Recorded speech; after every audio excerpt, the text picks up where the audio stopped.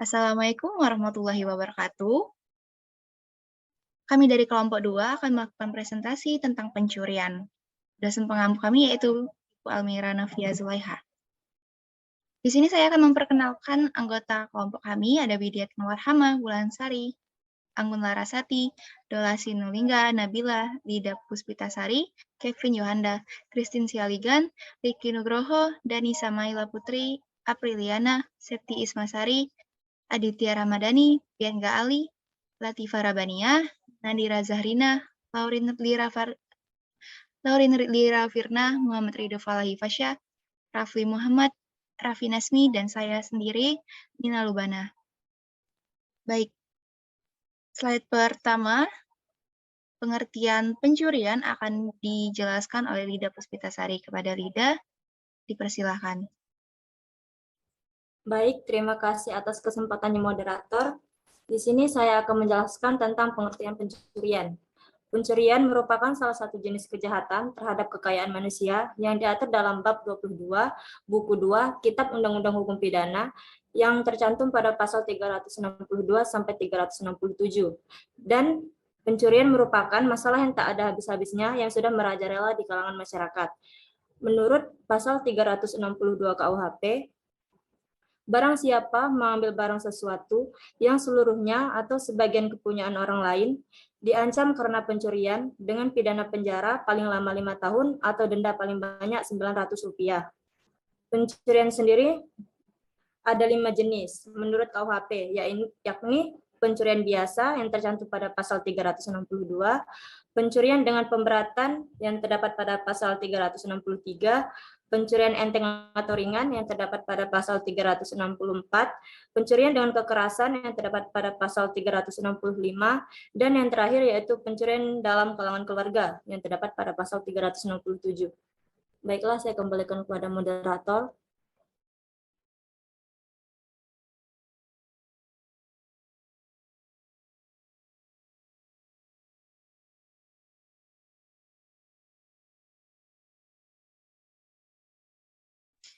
Baik, selanjutnya yaitu unsur-unsur tindak pidana akan dijelaskan oleh Ridho Falahi. Baik, terima kasih moderator.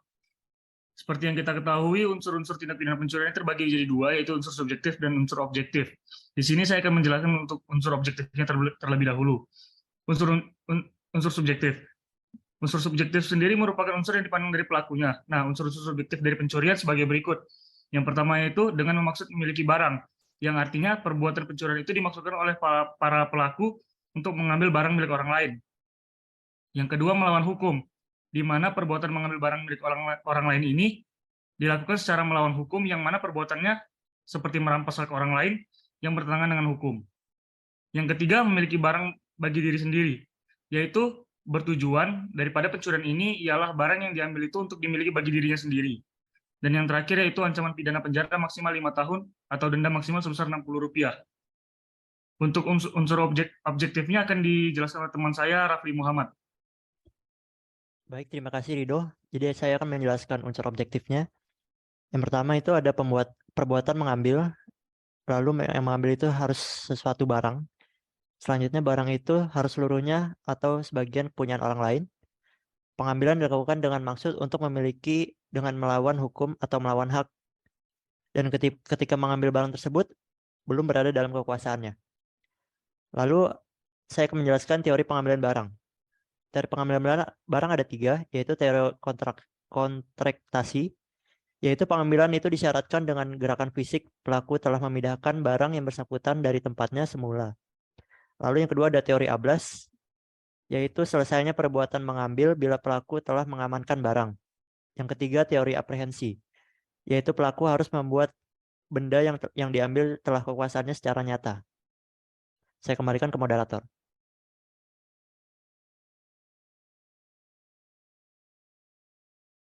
Selain ada unsur-unsur dan teori pengambilan barang, pencurian juga ada jenis-jenisnya.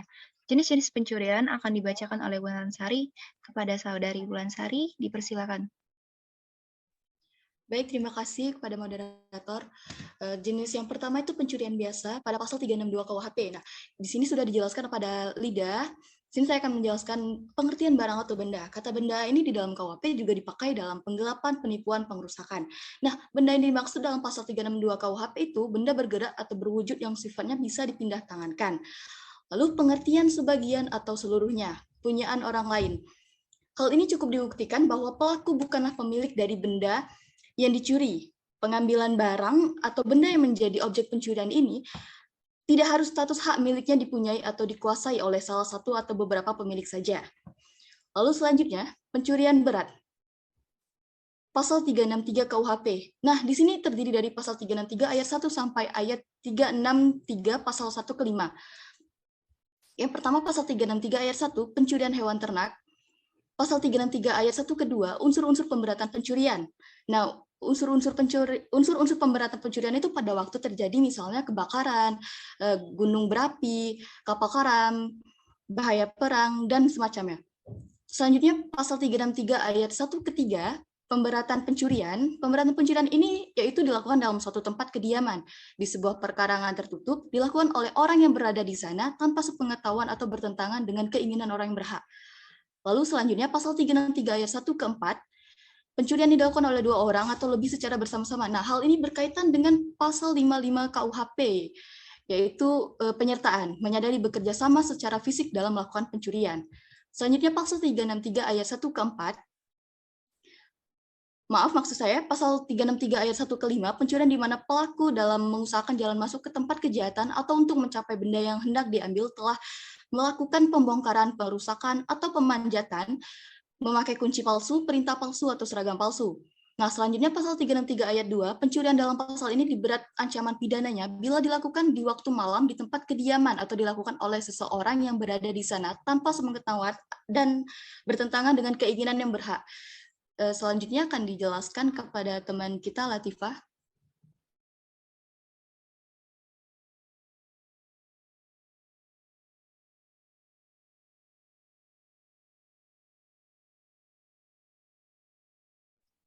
Oke, baik. Selanjutnya ada pencurian ringan yang diatur dalam pasal 364 KUHP dengan jumlah tertentu yang dapat dikategorikan sebagai pencurian ringan. Semua unsur delik yang terdapat dalam unsur 362 KUH pidana ini ditambah dengan unsur-unsur lainnya, yakni harga barang yang dicuri tidak lebih dari Rp250 dan tidak dilakukan dalam rumah atau pekarangan tertutup yang ada rumahnya.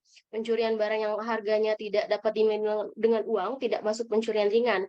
Misalnya, si A pada waktu siang tanpa sepengetahuan yang berhak masuk ke dalam rumah orang lain melalui pintu yang terbuka, mencuri dalam rumah itu barang senilai Rp24. Ini masuk ke dalam pencurian ringan. Kemudian berikutnya yaitu pencurian dengan kekerasan atau ancaman yang diatur dalam pasal 365 KUHP. Next slide. Nah, pencurian yang didahului, disertai, dan diikuti dengan kekerasan atau ancaman kekerasan dengan maksud untuk mempersiap atau mempermudah atau dalam hal tertangkap tangan untuk memungkinkan melarikan diri sendiri atau peserta lainnya, atau untuk mempertahankan barang yang telah dicuri. Contohnya adalah adanya kejahatan begal. Selanjutnya akan dilanjutkan oleh Septi.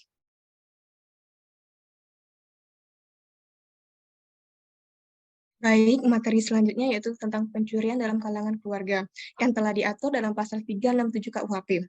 Terkait dengan pencurian dalam keluarga, sebagaimana dimaksud dalam pasal 367 Kitab Undang-Undang Hukum Pidana, adalah pencurian yang dilakukan oleh suami istri dan orang yang membantu melakukan pencurian itu, atau yang dilakukan oleh keluarga sedara atau semenda, baik dalam garis lurus maupun garis menimpang derajat kedua. Yang dimana pada prinsipnya bahwa pencurian merupakan suatu delik biasa, namun dalam beberapa jenis pencurian seperti pencurian dalam keluarga ini sebagaimana yang telah diatur dalam pasal 367 KUHP, pembentuk undang-undang menetapkan jenis pencurian tersebut sebagai delik aduan, yaitu bahwa pencurian yang hanya dapat dituntut apabila ada pengaduan dari pihak yang dirugikan. Jenis pengaduan yang terdapat dalam pasal 367 KUHP adalah pengaduan relatif, yakni pengaduan terhadap orang yang melakukan pencurian. Materi selanjutnya akan dibacakan oleh Christine.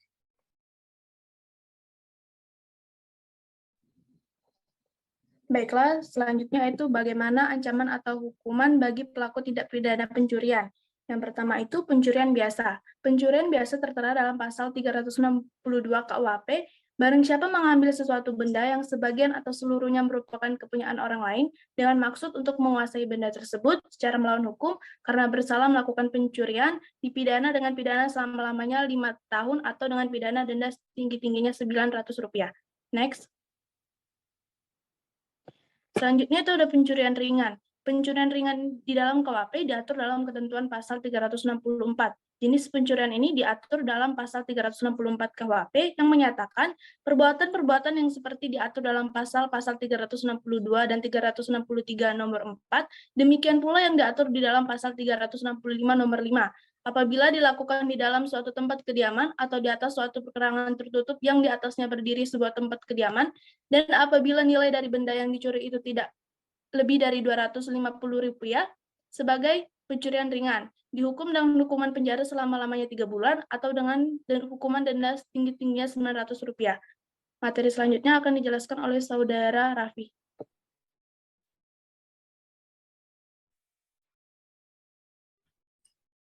Pencurian pemberatan. Pencurian pemberatan ini adalah pencurian yang dilakukan dengan cara-cara tertentu, bersifat lebih berat dan diancam dengan pidana yang lebih berat daripada pencurian biasa.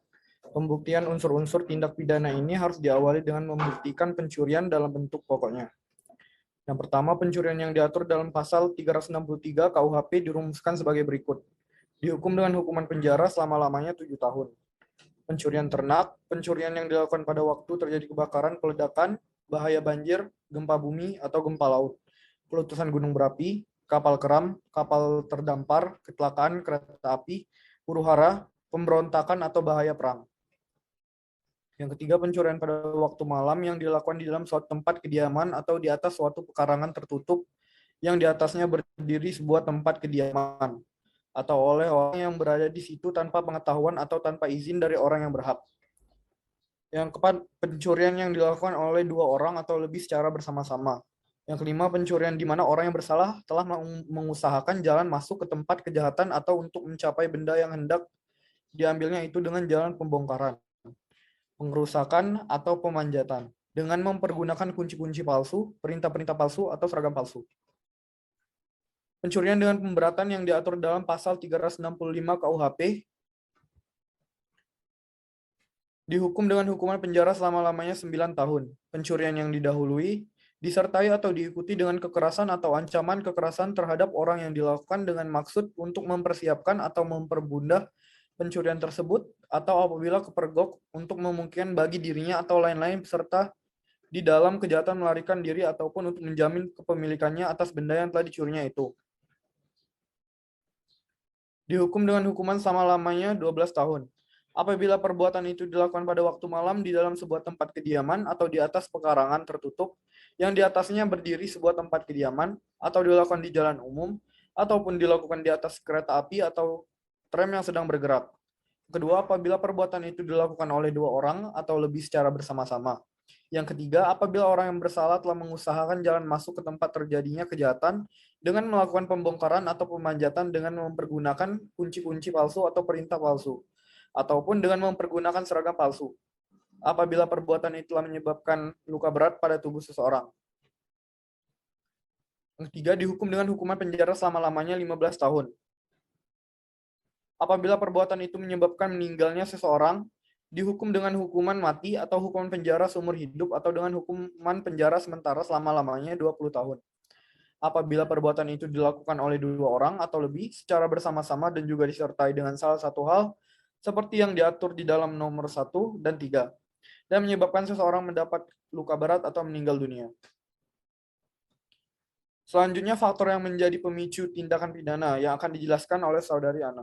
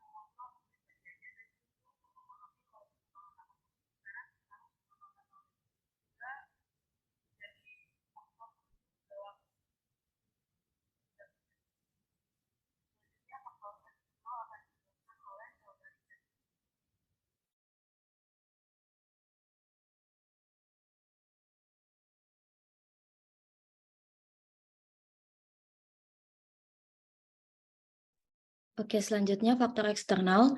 Faktor eksternal yang pertama ada faktor ekonomi. Kondisi perekonomian inilah yang membuat seseorang dengan terpaksa melakukan pencurian demi memenuhi kebutuhan sehari-hari keluarganya. Seseorang melakukan pencurian tersebut tanpa pikir panjang. Yang kedua ada faktor lingkungan. Faktor lingkungan, seseorang yang hidup atau tinggal di dalam lingkungan yang mendukung untuk dilakukannya pencurian, maka di suatu waktu itu ia juga akan melakukan tindak pencurian tersebut. Yang ketiga ada faktor penegakan hukum. Hukuman yang minim pada tindak pidana pencurian membuat pelaku pencurian tidak jera sehingga seseorang yang sebelumnya pernah melakukan tindak pidana pencurian tidak segan untuk mengulanginya lagi. Dan yang terakhir ada faktor perkembangan global. Kemajuan teknologi khususnya media massa juga turut serta mempengaruhi seseorang untuk berbuat jahat. Media massa memberikan rangsangan terhadap pemikiran-pemikiran seseorang dalam kehidupan masyarakat. Bahkan tidak jarang tayangan televisi memberikan contoh-contoh melakukan pencurian. Selanjutnya, pencurian secara online akan dijelaskan oleh Saudara Adit. Baiklah, jadi selain pencurian biasa, pencurian secara online sekarang sudah banyak merebak di Indonesia, di mana pelaku tidak perlu melakukan aksi untuk melakukan tindak pidananya, cukup hanya dengan duduk di depan gadget dan komputer. Adapun beberapa contoh tindak pencurian secara online yang diantaranya ialah yang pertama, pencurian data. Aktivitas yang satu ini biasanya dilakukan untuk memenuhi kepentingan komersil karena ada pihak lain yang menginginkan data rahasia pihak lain. Tindakan ini tentu bersifat ilegal, masuk ke dalam aktivitas kriminal karena bisa menimbulkan kerugian material yang berujung pada kebangkrutan suatu lembaga atau perusahaan. Yang kedua ialah cyber terrorism. Cyber terrorism merupakan tindakan yang sedang banyak diperangi oleh negara-negara besar di dunia, termasuk Indonesia. Pasalnya, aktivitas cyber terrorism kerap kali mengancam keselamatan warga negara atau bahkan pemangku kepentingan yang mengatur jalannya pemerintahan. Dan yang ketiga ialah hacking.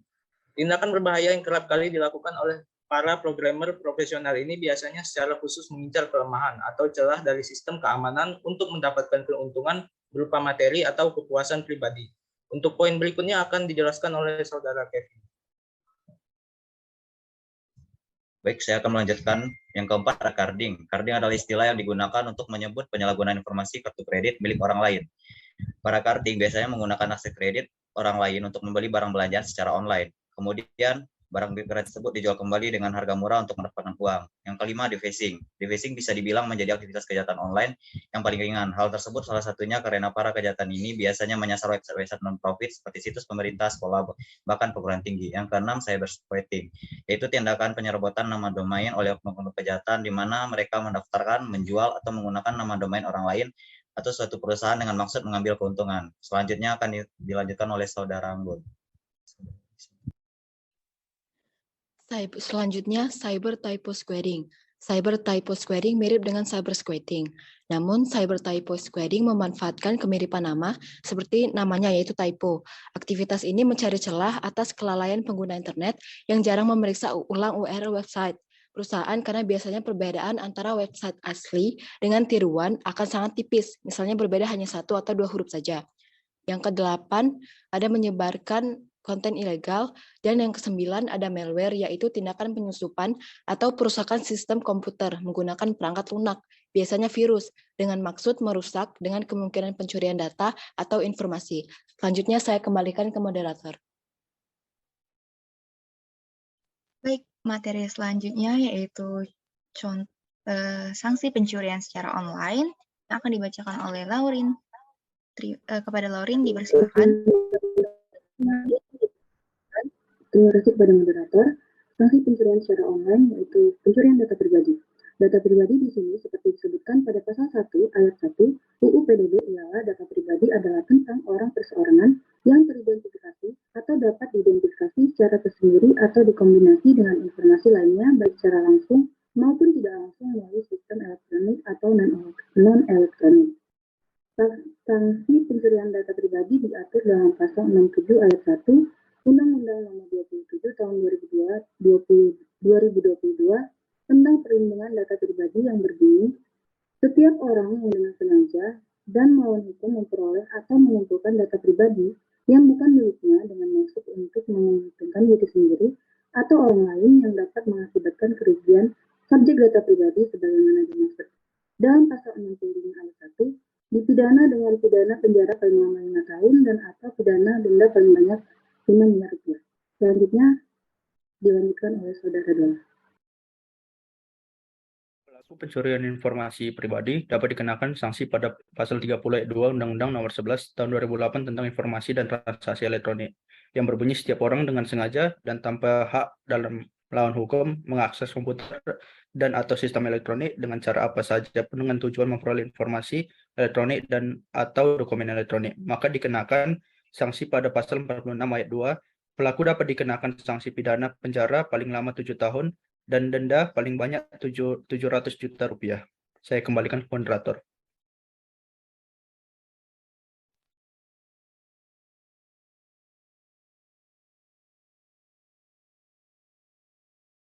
Baik, itu tadi sanksi pencurian secara online. Selanjutnya contoh kasus yang akan dibacakan oleh Widiatun. Kepada Saudari Widiatun, dipersilakan. Baik, terima kasih moderator. Untuk contoh kasus yang pertama yaitu kasus pencurian data atau pembobolan data. Kasus ini terbilang baru yaitu terjadi pada 1 Juli 2020, terjadi di Kepulauan Riau. Modus yang dijalankan adalah pelaku mengakses kartu SIM korban secara ilegal untuk bisa membobol internet banking milik korban. Artinya, pelaku sebelumnya melakukan pencurian data dahulu yang kemudian disalahgunakan. Pada kasus ini, pelaku dijerat pada pasal 67 ayat 1 dan ayat 3 Undang-Undang Perlindungan Data Pribadi dengan ancaman pidana penjara maksimal 5 tahun atau pidana denda maksimal 5 miliar. Untuk contoh kasus kedua akan dijelaskan oleh Nabila. Kepada Nabila dipersilakan. Oke, baiklah, saya akan membacakan kasus kedua, yaitu kasus pencurian dalam lingkup keluarga. Pada hari Minggu tanggal 15 Maret 2020, sekitar pukul 9 waktu Indonesia bagian tengah, bertempat di halaman depan toko Jini, Kota Gorontalo, tersangka Muhammad Hisam Mopi yang mengetahui kebiasaan saksi korban Emi yang memarkirkan mobil Xenia di komplek toko grosiran. Pelaku mengambil mobil Erni dengan cara terdakwa datang ke rumah kakaknya di Kuandang lalu mencuri paksa kunci serep dari kakaknya. Kemudian terdakwa mendapatkan kunci cadangan tersebut dengan cara memaksa masuk melalui pintu belakang rumah Sangsi Suwijan Mopi hingga masuk ke kamarnya untuk mendapatkan kunci cadangan mobil tersebut. Pelaku merupakan anak dari saksi Erni yang telah mengambil dan menggadaikan sebuah mobil Daihatsu Xenia dengan nomor polisi DM 1439 AB. Oleh karena itu, tersangka yang telah melanggar pasal 362 KUHP dan dinyatakan bersalah melakukan tindak pidana pencurian dalam lingkup keluarga. Dan tersangka Muhammad Hisam Mopi dijatuhkan pidana penjara selama 5 bulan. Baiklah, selanjutnya kasus yang ketiga akan dibacakan oleh Bianga Ali. Baiklah, di sini saya akan membacakan kasus ketiga, yaitu pencurian yang dilakukan bersama-sama atau lebih dari satu orang. Pencurian ini dilaksanakan pada tanggal 25 Mei bulan 12 2020. Kemudian hal tersebut diketahui pada 25 November setelah dilakukan audit. Ternyata barang-barang yang ada di gudang tidak ada. Menurut Kapolsek setempat, yaitu Sujarwo, mengatakan bahwa antara bulan Februari ambil laptop lalu jual, jadi manfaatkan pada saat memang di bagian gudang tidak ambil sekaligus. Laptop diambil, kemudian kabel diambil, tidak sekaligus diambil. Makanya ketahuan diambil pas tahap audit, ujar Sujarwo.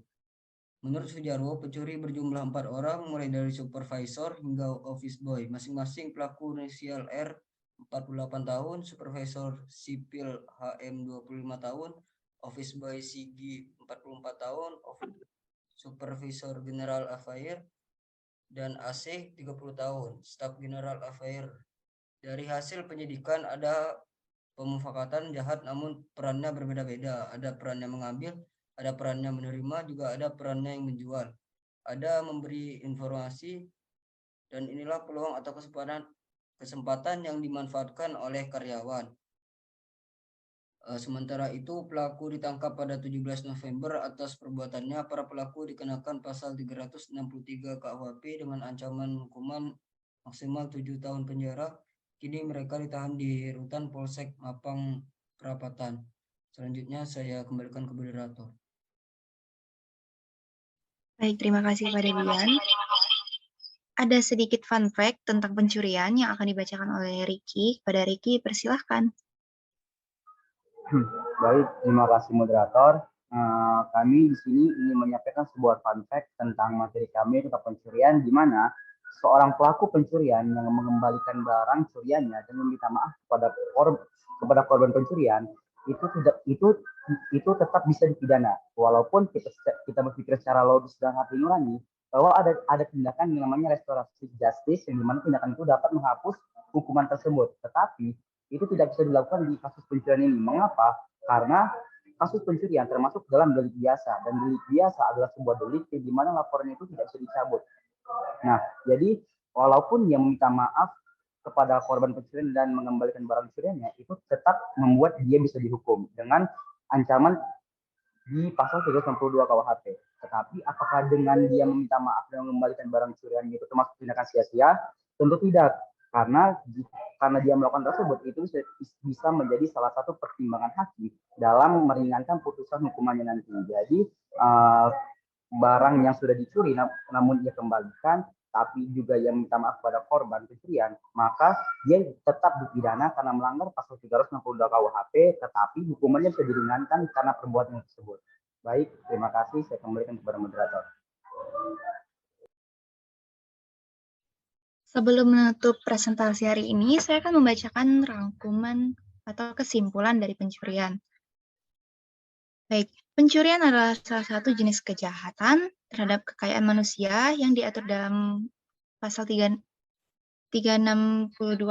Menurut pasal ini, pencurian adalah barang siapa yang mengambil barang sesuatu yang seluruhnya atau sebagian kepunyaan orang lain diancam karena pencurian dengan pidana penjara paling lama 5 tahun atau denda paling banyak Rp60. Faktor pemicu munculnya pencurian adalah faktor pendidikan, kurang biasanya individu untuk mengontrol dirinya. Selain itu, faktor ekonomi dan lingkungan sekitar juga memicu munculnya pencurian. Kemajuan teknologi juga merupakan faktor pendorong pencurian. Tindak pidana ini juga bisa terjadi secara online. Salah satu pencurian yang sempat viral di WhatsApp grup keluarga adalah pencurian dengan modus mengirimkan foto paket kurir. Hal ini sangat berbahaya dan merugikan karena susahnya melacak pelaku pencurian dari jarak jauh. Terima kasih kepada teman-teman saya yang sudah melakukan presentasi. Atas perhatiannya, saya ucapkan terima kasih. Wassalamualaikum warahmatullahi wabarakatuh.